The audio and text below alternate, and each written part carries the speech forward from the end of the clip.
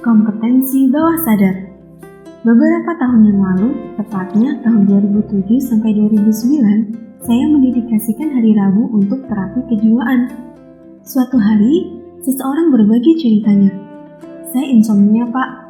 Tidak bisa tidur kalau belum dengar ayam berkokok atau azan subuh. Sudah 5 tahun saya merasakan seperti ini. Yang jadi masalah, tak lama setelah saya bisa tidur lelap, anak-anak bangun karena hendak ke sekolah. Dan suami juga harus pergi ke kantor. Jadi, saya terbangun lagi. Sejujurnya, saya termasuk orang yang sangat sensitif dan agak jengah ketika mendengar cerita-cerita yang dirasakan orang lain. Tapi, dalam asesmen, mau tak mau hal itu saya lakukan. Itulah mengapa saya hanya di tahun 2007 sampai 2009 saja mengambil sesi terapi kejiwaan. Padahal, bisa dikatakan saya memiliki sedikit kemampuan yang bisa dimanfaatkan di bidang itu. Begini, pada dasarnya passion saya adalah bisnis. Namun keilmuan saya bisa menangani masalah kejiwaan. Jadi pastinya dalam diri saya bukan seorang terapis karena saya tidak terlalu suka dan tidak terlalu menjiwai. Maaf kalau salah.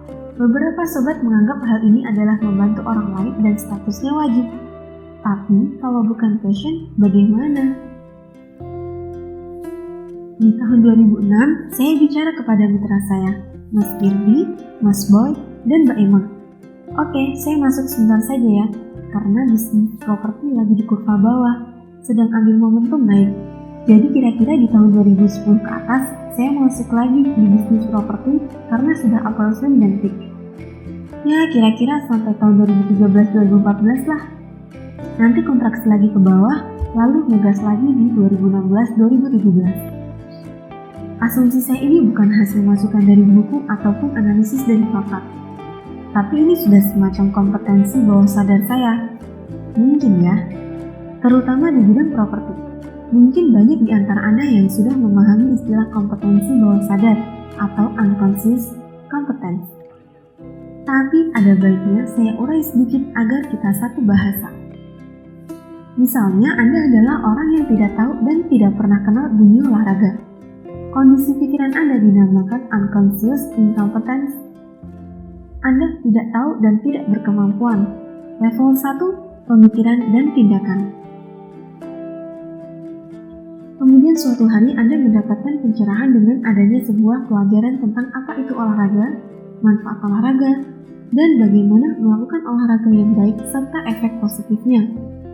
Maka, kondisi pikiran Anda saat itu dalam kondisi conscious incompetence. Anda tahu, tetapi masih tidak berkemampuan. Level 2, pemikiran dan tindakan. Lalu Anda mulai jogging, olahraga, diet, dan mulai mengubah semuanya yang bertujuan agar sehat. Kondisi saat itu, pikiran Anda masuk dalam conscious competence. Anda tahu, sadar, dan memiliki kompetensi atau berkemampuan. Inilah level 3, pemikiran dan pembelajaran. Di sini, semua hal masuk dalam logika, analisis sadar, tahu, mengerti, tetapi melakukan keahliannya masih dalam tahap pembiasaan. Disinilah tantangan terbesar karena Anda masih di level 3, level terberat. Di sini sebenarnya Anda belum ahli, masih bisa balik turun ke level 2, conscious incompetence. Jadi di level 3, kita harus terus melakukan hal yang sama, diulang-ulang. Minimum dengan standar the law of 10,000 hours, atau lebih dari 10.000 jam melakukan hal tersebut. Baru akan masuk di level keempat yang terakhir, yaitu unconscious competence. Anda sudah tidak sadar bahwa Anda memiliki kemampuan atau keahlian itu.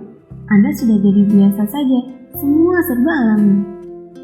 Kalau bicara soal bisnis properti, saya memasuki bisnis ini sejak 1996.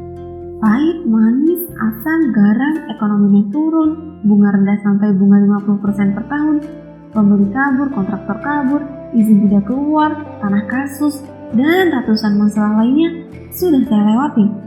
Dari untung kecil sampai untung ratusan kali lipat. Semua pernah.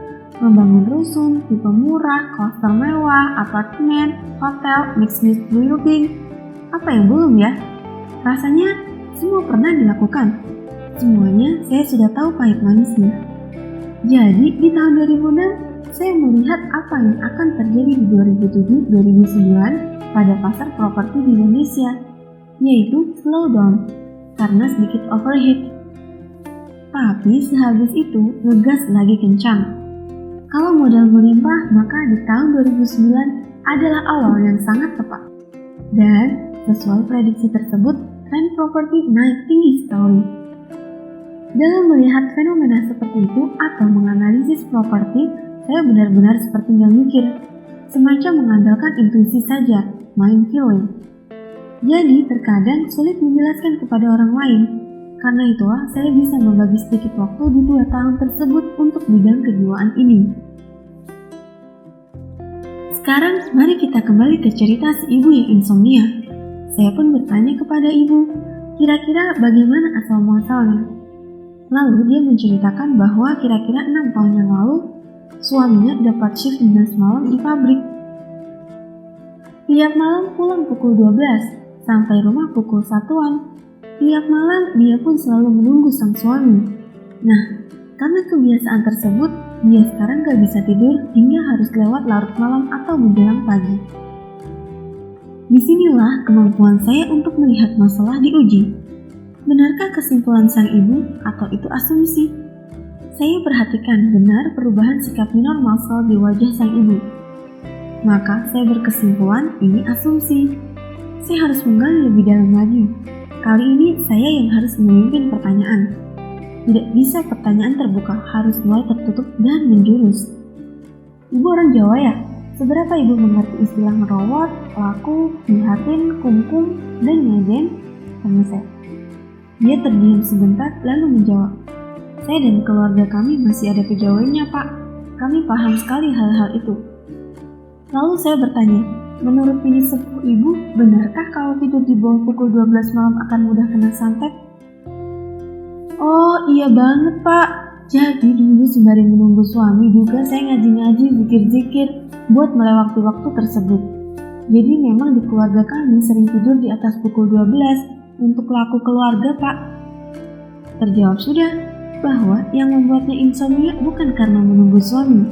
Dalam database di pikiran bawah sadarnya ada belief yang mengatakan tidur di atas pukul 12 lebih aman, lebih baik.